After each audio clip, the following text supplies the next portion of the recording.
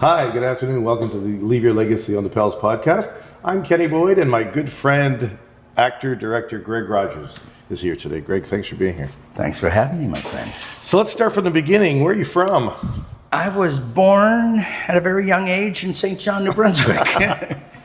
I don't usually admit that, but anyway, I was transferred immediately to Prince Edward Island. Really? To my grandmother's home. My mother gave me up for half a dozen years, or 7 or 8 years, and I grew up as Anne of Green Gables. You know, I had my grandmother would put my golden locks into ringlets, and it was, and we were the only Protestant family in that whole Catholic community. Yeah.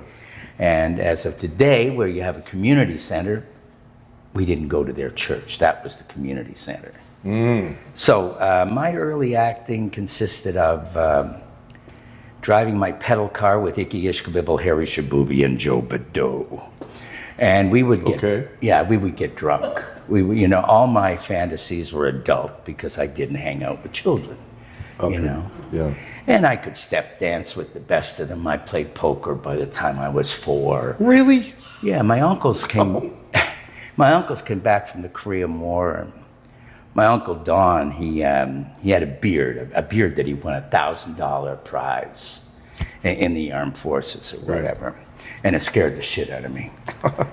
So they all got drunk that night and proceeded to massacre his face. They cut it all off and shaved him with straight razors. And then I was scared, really scared shitless, because it was all blood. Of course. I was 4 years old, Wow. And Icky, Harry, and Joe didn't help me out with that at all. Wow. And my grandmother, they ate well because she sat a setting of 4 for lunch, and there was just me having lunch. Really? So she would set the table for my buddies, Yeah. She had just lost one of her children 2 years before my birth, Everett. He drowned in the St. John River, and he had polio, and he wasn't supposed to walk. But my grandmother, Alice Livingston, God bless her, she would massage his legs, and would do that 2 or 3 times a day. And the tragedy is that he got to walk. And he went with his siblings to an Easter picnic along the St. John River. And at that time of year, the river is really flowing fast. Mm-hmm. And he slipped off the bank and got taken away. But I guess I was sort of a godsend to her. I replaced Everett, Right, yeah. Until my mother came with a pony and a new husband and bribed me to go live with them in St. John at about the age of 8 years old, which I took. I took the bribe. And the pony. And the pony, yeah. When did you get into acting? In school or? No, it was after, I was in high school. I had left home. I was in Burlington, Ontario, and I read an article in the local paper. I'd left home, so I had lots of time on my hands. Right. And I was sleeping in precarious positions and situations under stairs of apartment buildings. Anyway, these newspapers were cheap. They were free. And I read about a play. They were doing a Christmas pantomime called Babes in the Wood. Right. And they were looking for a handsome young guy. So there you are. I auditioned, and that was my first play. And that was your first audition? Yeah, first anything. And I just decided that that's what I wanted to do. And I ended up doing the Hamilton Players Guild. I played Dunois' page. Oh, yeah. There's a castle there called Dundurn Castle, and they have a cockpit theater where actually cocks fought. Yeah, right. And I did Dick Whittington and his cat there, and it was my very first paid gig, yeah. And then I went to theater school. Whereabouts? I went to the very first college program. I was accepted at Queen's and one other university. But anyway, that was all academia. and it was all books. Right. And Niagara College Theatre Center, I had a meeting with Frank Norris, who was the artistic director, and he found me he referred to me as that cocky bastard constantly during the next 3 years. But he allowed me into the program, but it was all technical. Right. Sound, lighting, front of house, set design, makeup, wardrobe. But I realized they did 8 productions a year, and somebody had to be wearing those costumes on that stage, and it was going to be me.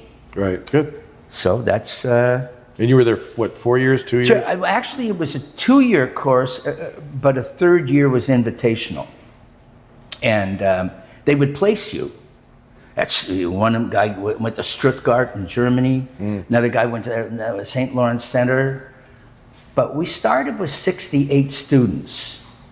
And by the end of the first year, there were 42. And by the end of the second year, there were 27. Half that. 27. And then in the 3rd year, they only invited 7 people back. But I didn't get placed into a theater or anything. Brock University was just down the road in St. Catharines. And Faye and Des Davies. Des was one of the instructors there. Right. He got a hold of Frank Norris, the artistic director of Niagara, and they came up with a proposal to start this theater company called Carousel Players. Right. And it's still in St. Catharines today, and it's an equity house. And I played Almighty Voice. And as a matter of fact, there's a guy in this building, Paul Boretsky. Right. His father came and directed me in as I played Pazzo in Waiting for Godot. Nice. Yeah, I didn't like him. Yeah. Peter was a difficult man to deal with. Paul's parents were both in theater, weren't they? Oh yeah, his wife. His mom. She was the cat's meow of the theater. So what about you? What about actors that your favorites, like growing up? Anybody you looked up to? You worked with? Well, as a kid, we were so inundated with American television. Yeah. You know. As a matter of fact, being from the East Coast, the very first professional play I auditioned for in Toronto was at the Tarragon Theatre. And it was a David French play from Newfoundland, and it was Leaving Home. And I spoke with when I went to theater school, I had an East Coast accent. I spoke out of the side of my mouth. By the Bay Boy and Lord Fuck Thunder and Jesus and all that, you know. Where are you to, girl? You know, where are you to? And so they kicked that all out of me so I could learn British and American accents. So when I auditioned for Leaving Home at the Tarragon Theatre, the wisdom of the administration of that theatre said my accent wasn't authentic enough. And, you know, it was difficult for me to buy at that moment. But I did have an effective British accent. You know, probably in my early 20s, you would have thought I was from somewhere over there, you know. Yeah. I saw your clip on a movie called Stagecoach you did. Yeah. Great accent. Thanks. That wasn't the John Wayne remake thing, was it? No, it was, what's that country and western singer's name? Atkins or Akins? Oh, Chet Akins? Chet Akins, yeah. He starred in that, and and one of the stars of The Breakfast Club. Oh, really? Yeah, and he was the difficult one. What the hell was his name? But anyway, no, I played a judge, a dirty judge from Louisiana. Yeah. And it was fun. But, you know, going back to what you asked me earlier about actors that I've worked with, and one of my favorite actors when I came into my 20s was Eli Wallach from The Good, the Bad, and the Ugly. Of course. The Postman, you know, blah, blah, blah. Just a fabulous actor. And I was approached to play the boy in The Diary of Anne Frank at Young People's Theatre. And I was in my early 20s, and he's going to be locked up with two very attractive young girls. And I had a child by then. I was married. I was worldly, Nobody was going to believe that I didn't have something to do with those two girls on that, in those close confines. So I went to see a show at Toronto Workshop Productions, Codco from Newfoundland. And there was a guy in there by the name of Rob Joy. He was 27 years old, the same as me. But he looked like a virginal specimen of innocence. Right. And so I approached him. I went backstage after and I said, hey, listen, I'm up for this part in the Diary Anne Frank. And Eli Wallach, Ann Jackson, Kate Reed, Paul Soles, Henry Raymer, Augie Schellenberg, all these great actors are going to be in this production. And I think it's got a shot at Broadway. And it did go to Broadway. It did. Yeah. And so anyway, I suggested he take that role. And sure enough, he left Codco and took the role. And I was hired as the associate director. Mm-hmm. And I hired some of the Canadian actors. And then Marty Fried came up from New York. He had just directed Kate in Diary of a... in Death of a Salesman with Dustin Hoffman. Wow. And Kate Reed played his wife. Mm-hmm. And Marty Fried would refer to Dustin Hoffman all the time as Dusty, and they were like that, Mm-hmm. But I didn't have a good time with Marty Fried because Eli Wallach's daughter, Barbara Wallach, and Ann Jackson's is his wife. I thought she was a little heavy to be playing Anne Frank. I mean, she's been starved for 6 months in here, You're right. And so I took her out to play racquetball. We went jogging. And then I found out this Marty Fried was taking her out for extravagant French sauces every night and these meals, So, I got really choked about this, and it didn't leave any love between me and Marty Fried anyway. But here I was directing my hero, Eli Wallach. What was that like for you? It was absolutely. I was nervous at the beginning. Yeah. But he made me feel so accomplished and comfortable. And as a matter of fact, I was up for a movie in the middle of rehearsals, and I went to him, knocked on his dressing room. I says, Eli, would you mind coaching me on this audition that I'm doing? We went down to the wardrobe room, locked the door, and we were in there for an hour. Great. He was just the most incredible, generous, not just a generous actor, he was a generous human being. And I loved him. He's a great guy. So you all know Greg does that with us here too as well. We get auditions, we text him, he comes up here and he sits with us, goes through the script. Very generous. Thanks, buddy. Oh, it's such a joy for me. Yeah. Tell me, share the story again about when you were in New York and the kids wanted to go see a play and they didn't have any money. Remember that story? No, that was a baseball game. Or a baseball game. Okay, yeah. Yeah, that was down in Yankee. It's a great story. Yankee Stadium in Brooklyn. And I don't know, it was about 11 o'clock in the morning and the gates hadn't opened yet. And all the merchants, all their gates, their things were locked. And the bars were just starting to open. I noticed that. And there were scalpers on the street, And this young black guy, he's on the corner, and I say, "So how much for 9 kids, me and 2 ladies, two ladies, and we want to." And who was the third baseman in those days? Reggie. Sorry, but anyway, he comes into the story, actually. He threw about 4 or 5 balls to us, these kids. Well, that's but great. anyway, it was astronomical what this scalper wanted, right? And I told him, I said, that's, you know, I'm a teacher, which I was lying. I'm just along for the ride. Well, I'm one of the chaperones, you know. Acting again. You know, I'm a teacher, and, you know, these kids come from a really poor, they come from Richmond, you know, wasn't really poor, and they're all Asian. So they all got some money, that's for sure. And he says, well, I got to talk to my boss. So I said, I'm going to be in that bar over there. And I went in there and I ordered a beer and a tomato juice, and I mixed them.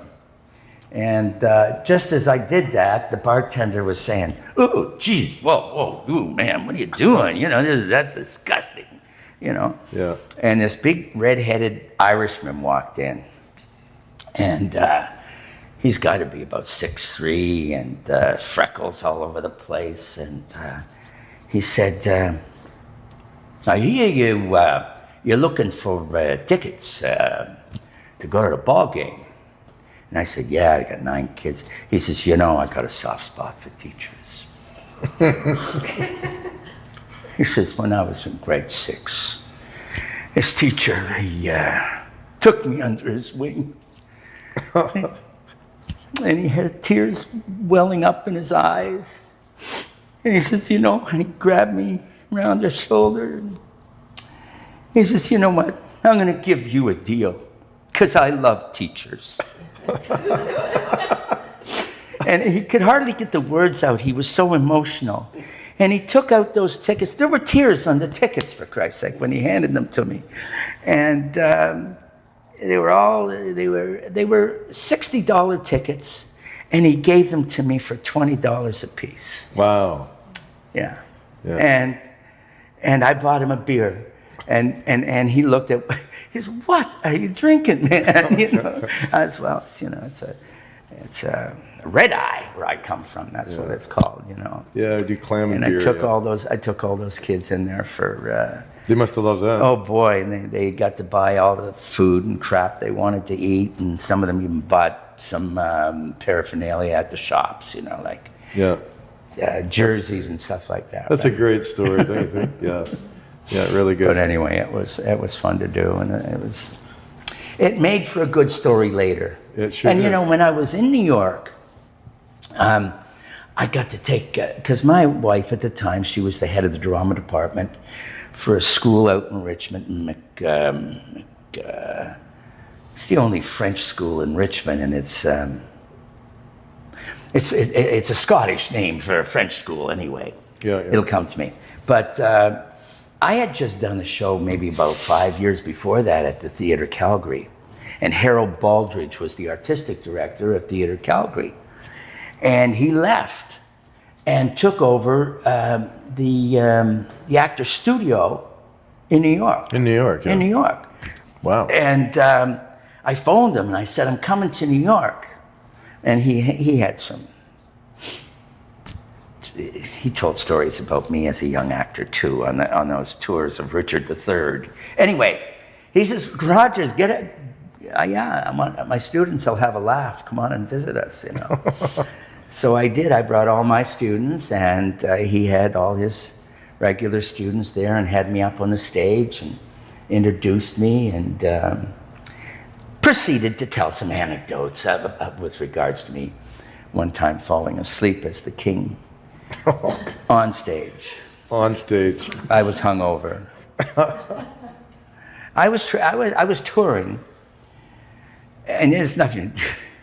I was going to ask you about Shakespeare, so obviously you've done it. Yeah, I have, yes. But anyway, the 3 main actors, other than myself, were gay, and we toured into some very rough towns in Alberta. I'll bet. And the hotels we stayed at, I'd go downstairs and shoot pool or shuffleboard, play shuffleboard and that sort of thing, and have a beer. And they'd come down and sit around a table and, just do whatever.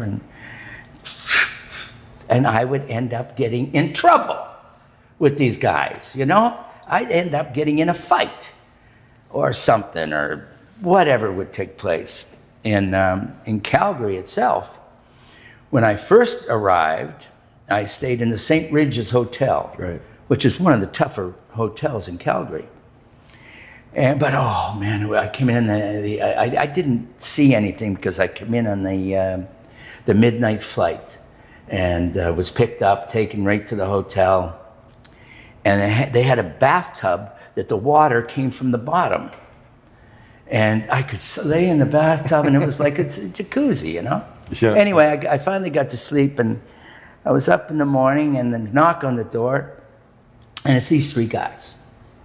They want to have lunch, you know, because it's about 11:30, and there's a bar downstairs. Right. Yeah, a saloon.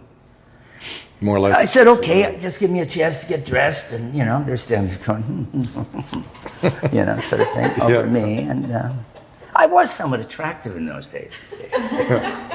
So anyway, I got dressed and I went downstairs, and as soon as I walked in, I saw the rosin on the ground from the night before the dance, where they dance to make the floor nice and slippery. I saw the sign up there that said chicken, finger licking good stuff, you know, but they had chicken there. And I ordered a pill. And in Ontario, that's a Labatt's Blue to me, you know. Okay. Okay? But in this part of the world, it's a Pilsner that has little rabbits and things, a Lethbridge Pilsner, right? Right. So anyway, I didn't know this at the time. And he brought me one of those, the waiter.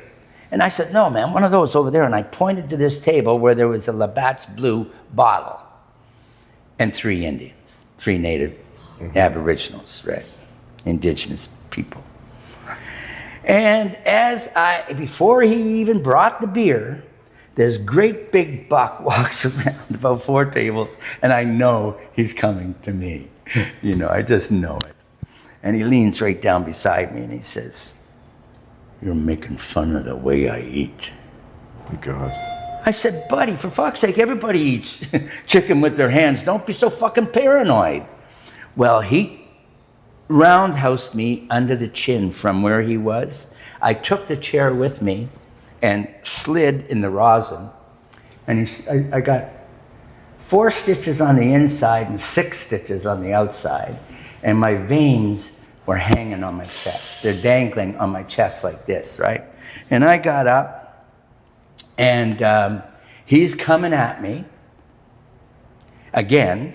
So I poke him with the chair, and one of the legs of the chair hit him in this area, and he went down with his knees choking.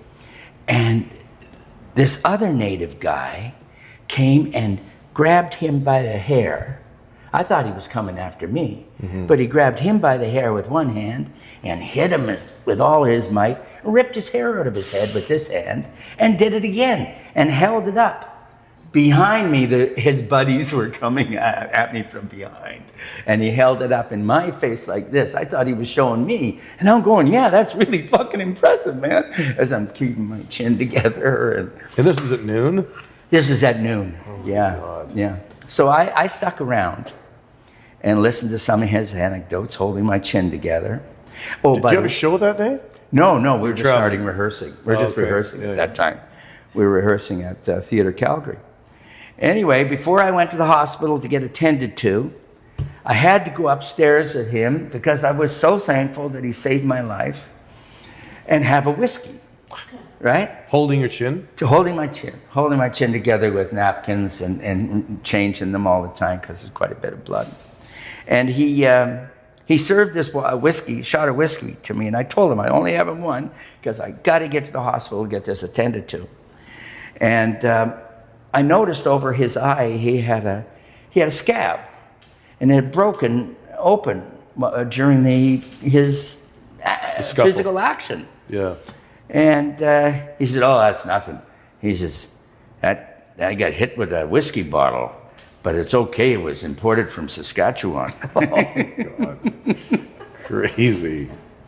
So anyway, that's, some a little. An actor's life, huh? God help us, yeah. Yeah. But I have to say, I just got interviewed 2 days ago by Equity. That's Canadian Actors Equity Association. I joined it in 1972 when it was an association affiliated with the American Actors Equity. Oh, and the British Actors Equity. So we weren't an entity unto ourselves. Right. And I couldn't use Greg Rogers because there was another Greg Rogers in New York. So I had to use Greg F. Rogers. And so that's how I got around it. And then 2 years later, they became Actors Equity. Well, actually, in 76, which would be 50 years, right? Yeah. Because it's their 50 years this year. Right. And so they interviewed me about being old and stuff, you know. Oh, God. And so anyway. So we could talk all day, Greg. You got so many great stories. You had such a great career, and I'm glad that you're sharing it with us here today. Oh, my pleasure. Hey, so what's next for Greg Rogers? Well, I'm doing a play. I haven't done. I make. Excuse me. My career consists mostly with film, television. What do you prefer? Is there a preference or no? Theater, film, does it matter? Yeah, it matters monetarily. Yeah, of course it does. You know, I can work for 3 months in the theater and make as much as I would in 3 days. Yeah, of course. Doing film. But I love theater. yeah, me too. Yeah. Yeah. And film,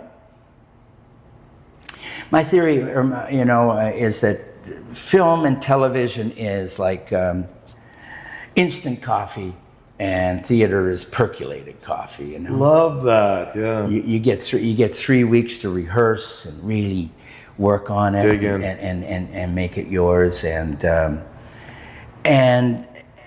But I have had experiences in film that equal my experiences. You know, and you don't get the immediate gratification you do in theater. Theater, you know. of course. Yeah. You know, you can hear people breathe out there if you really got them. You know. Yeah. So you're rehearsing now. Yeah, I just did a table read, and the play is called Love Manipulated, and it's written and directed by Gordon Michael Wolvett, and he was a big child star, and you know, he's well known in our world. Yeah. And the play is there's a film within a play, within the play, and it's part of the Fringe Festival, and I basically play the writer. It's somewhat biographical, right? Okay. That's great.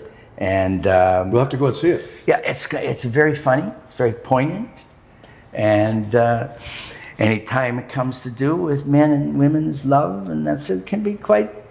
There's lots of fire and lots of you know, drama, as well as all the humor. You know? Well, we look forward to seeing it, Greg. Okay, buddy, y'all got to come see it. Yeah. So. Excuse me. Let me say when it is. It's September 10th to the 20th at the Arts Umbrella on Granville Island. Perfect. So, great spot. Yeah. Great venue. Y'all got to get down there and see that show. Great. So a little ditty before I do when I interview is something I call sentence completion. So I'm going to start the sentence. You're going to finish it with the first thing that comes to mind. But do I have to do it grammatically correct, or No. can I just do it like? Just do it. Don't even think about it. Just do it. Ready? Okay. Ready, and I've always been glad I have the ability to Breathe. Yeah, breathe is always good. Yeah, you All know, right. and eat. Oh my God! And I got new teeth. And I you got can new really teeth eat. to eat with. Number 2, my best friend would describe me as a person who is Loyal. nice. Yeah. And something I would like to be remembered for in my life is My children. My children. Yeah. great, Greg. Thanks for your time today. My pleasure, buddy. Thanks for leaving your legacy with us here on the Pels Podcast.